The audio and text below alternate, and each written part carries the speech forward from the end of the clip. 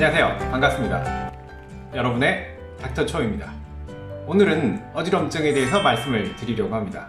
각각의 질병에 대한 것은 온라인상에서 많이 접할 수 있을 테니까요. 오늘은 초점을 좀 다르게 접근해 보려고 합니다. 어지러울 때 어떻게 대처해야 하나?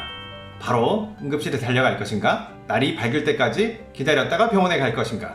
어느 과로 가고 MRI 검사를 꼭 해야 할 것인가? 이런 이야기를 해드리고 싶습니다. 먼저 최근에 갑자기 어지러움이 생겨서 고생한 사오정의 얘기를 들어보시기 바랍니다.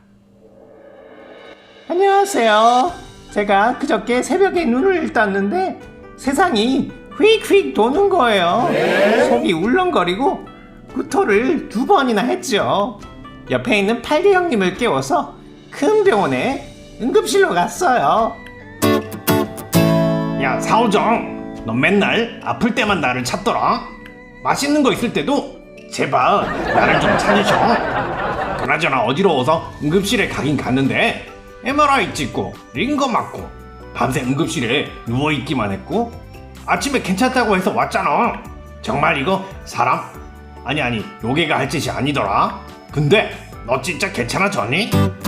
네, 괜찮아졌지요. 근데 MRI를 찍어서 좋아진 건가요? 링거를 맞아서 괜찮아진 건가요? 내 생각에는 링거 때문인 것 같아. 링거 값이 되게 많이 나왔거든. 네, 흔히 듣게 되는 그리고 경험하게 되는 에피소드입니다. 어지럼증에 대한 진단을 내리게 될 때 환자에 대한 정보와 증상을 종합적으로 판단하게 됩니다. 사오정의 케이스처럼 새벽에 갑자기 어지럼증이 생겼을 때 응급실로 급하게 달려가야 할 경우를 먼저 생각해 보겠습니다.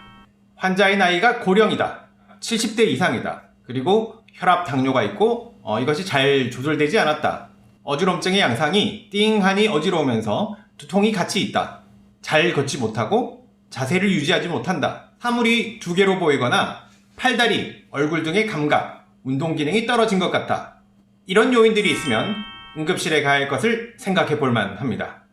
이런 경우 신경과나 신경외과 의사를 먼저 만나는 것이 좋고 MRI 촬영도 의사 선생님과 상의해서 고려해 볼 만합니다.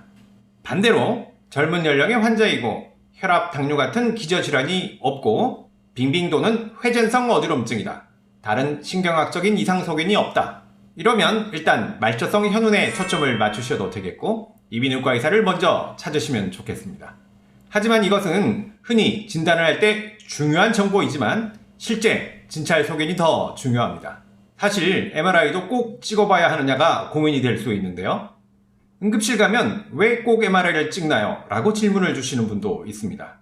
아무 검사도 하지 않고 환자가 어지럽다고 하니 어지러워서 오셨어요? 일단 MRI를 찍어보세요 라고 하면 과잉검사라고 할 수 있겠습니다. 하지만 가끔은 기본적인 어지럼증에 대한 이학적 검사 후에 MRI를 찍어보아야 하는 경우도 있습니다. 2가지 경우를 말씀드려 보겠습니다. 먼저 60대 남자분입니다. 내온 당일 심해진 회전성 어지럼증으로 저한테 오셨는데요. 사람의 전정 기능에 문제가 생기게 되면 눈이 톡톡 튀는 안진이란 것이 나타납니다. 이 안진을 통해서 많은 정보를 얻을 수 있습니다. 정면을 바라볼 때 자발 안진이 생기는지를 먼저 봅니다. 이 환자는 좌측으로 안진이 있어서 우측 전정신경염이겠구나 했습니다. 다음에는 주시 유발 안진을 봅니다. 우측을 보거나 좌측을 볼 때 안진의 방향을 보게 됩니다. 말초성 현운일 때는 이 방향이 동일합니다. 그런데 이 사람은 달라지는 겁니다. 우측을 보니 우측으로 안진이 뛰고요, 좌측을 보니 좌측으로 안진이 있었습니다. 그 외에도 헤드 임펄스 테스트나 몇 가지 이학적 검사를 해보니 전정신경염만으로 생각해서는 안 되겠다고 생각이 들어서 대학병원으로 전원을 했던 케이스가 있었습니다.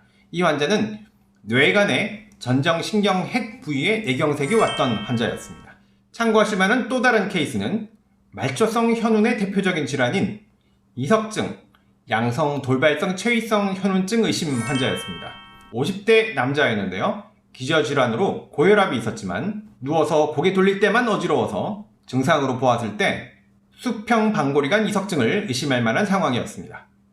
그런데 안진의 방향이 다소 비정형적이어서 애매했고 무엇보다 이석치환술을 3번이나 했는데도 증상이 호전되지 않았습니다. 이 환자도 3차 병원으로 가서 소뇌 쪽 뇌경색을 진단받았습니다.